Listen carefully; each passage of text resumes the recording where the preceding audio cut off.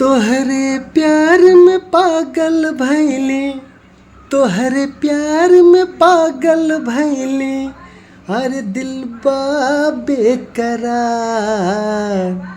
ही गोरी हो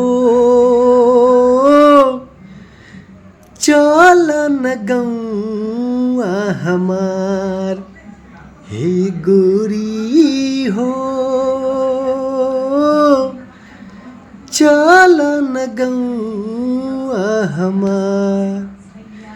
गाँव के लइका गुल्ली डंडा खेले ओल्हा पाती, गाँव के लइका गुल्ली डंडा खेले ओल्हा पाती। हमरे गाँव में काली मैया हो, हमरे गाँव में काली मैया, अरे कृपा उनके अपार हो, कृपा उनके अपार। हे गोरी हो चलन गौआ हमार, हे गोरी हो चलन गौआ हमार। हो गाँव किनारे पोखरी बाटे मारे ले सब मछरी, गाँव किनारे पोखरी बाटे मारे ले सब मछरी।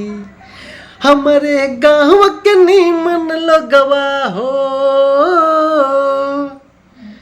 हमारे गाँव के नीमन लोगवा बोहे पूर्वी बयार, अरे बोहे पूर्वी बयार। ही गोरी हो चलन गौआ हमार, ही गोरी हो चलन गौआ हमार। लास्ट अंतरा देखिए। अरे गाँव के दक्षिण ट्यूबवेल बाटे उत्तर सरसों फुलाला, गाँव के दक्षिण ट्यूबवेल बाटे उत्तर सरसों फुलाला। गाँव के पश्चिम गन्ना खेती हो, गाँव के पश्चिम गन्ना खेती, पूरब रहर फुलाला, अरे पूरब रहर फुलाला। ही गोरी हो चलन गौआ हमार, हे गोरी हो चलन गौआ हमार।